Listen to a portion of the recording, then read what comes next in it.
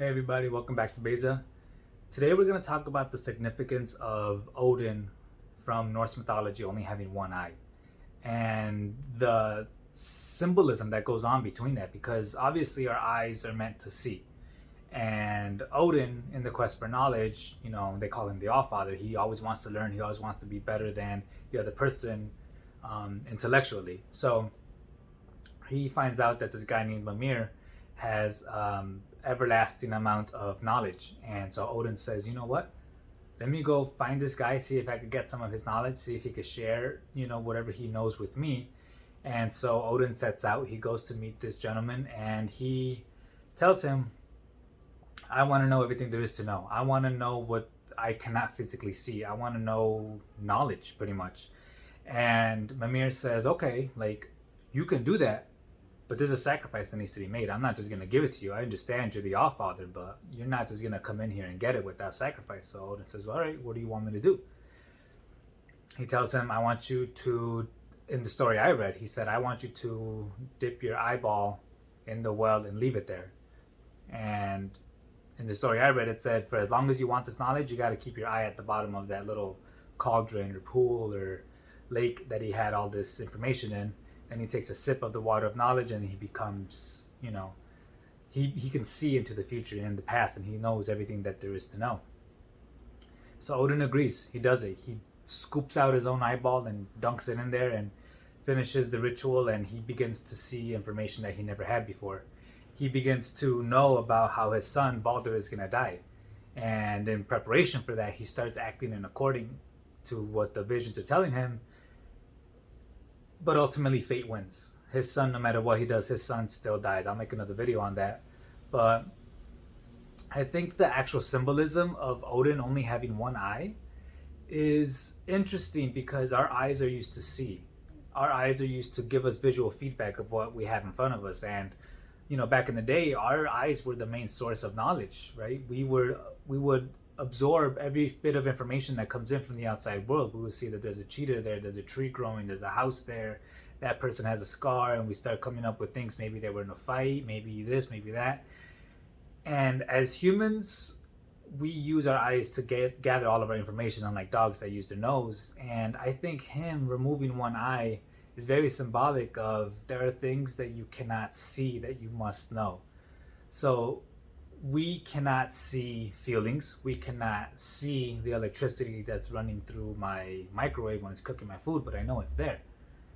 There's certain things that are outside of it. There's certain, wisdom. There's this magical element to knowledge, or eternal knowledge, and that's not always easy.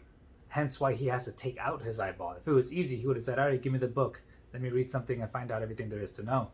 And there's a reason that Odin is the Allfather. Everyone looks up to him. He's like the model male figure in Norse mythology. He's good to his kids, unlike in, the Greek stuff we're usually going over here.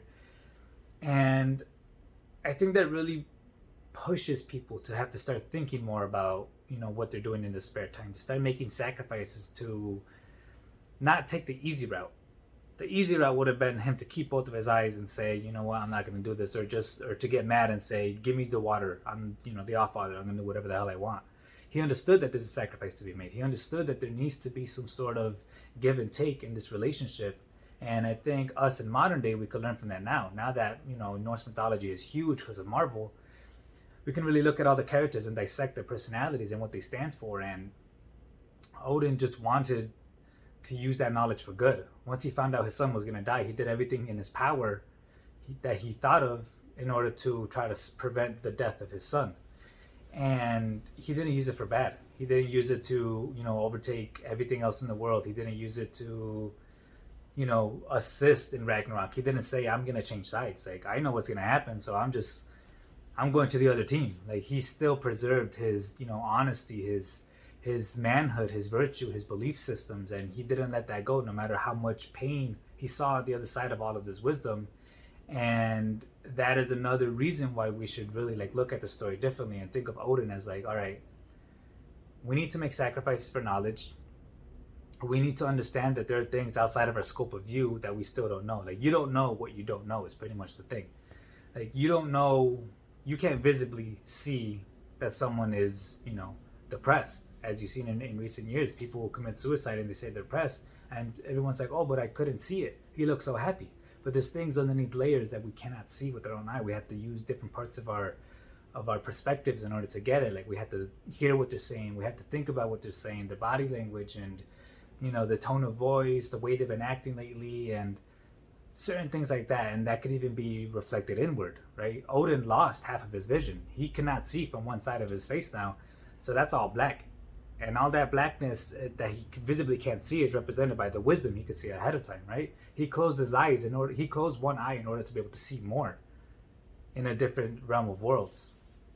And that's something that is very, very deep.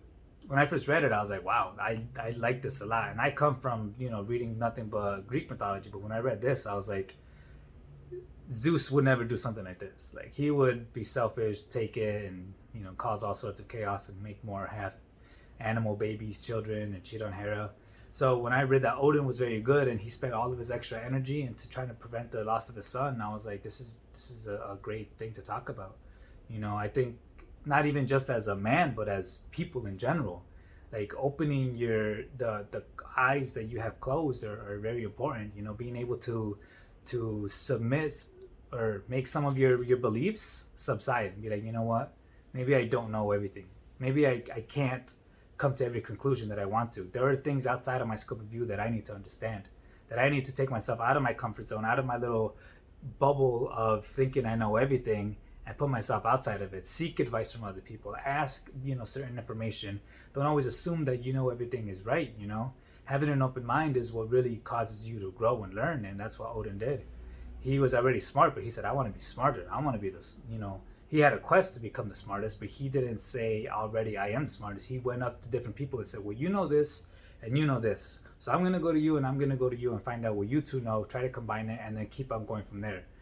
And that's us in everyday life. We got to keep learning from the people that have been there before us, that have done it before us, in jiu-jitsu and MMA and let's say chess, baseball. You learn from the people who've done it before you, and you always keep on using their information to see what you couldn't see before. And I think that's a beautiful thing that we as people have to keep doing. We got to keep pushing to find out more information. We got to keep making sacrifices to find out more information. It's so much easier for me to want to play video games, but I put them to the side and say, you know what, I'm gonna crack open a book. I'm gonna actually learn something today. I'm actually be more of a better person today than I was yesterday. Even if it's just 1%, that 1% adds up, and we can really see how Odin lived to that, to that standard. And I think everybody should take a note from his page and start using it to our advantage.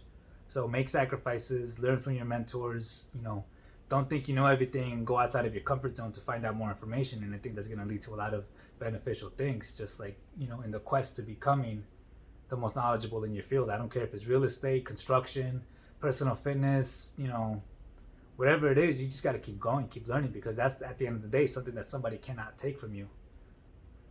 They could take your books, they could take your money, they could take your car, they could take your pants, but you could replace all of that if you know how to get that again with the knowledge that you gained. And that's something that's everlasting. Kind of like the quest that Odin was trying to do. He wanted to have that everlasting knowledge, and that's the thing. Once you have it, it stays with you forever. You could lock a prisoner up, but he's still going to know what he knows. That's the end of the video. Hope you guys like it.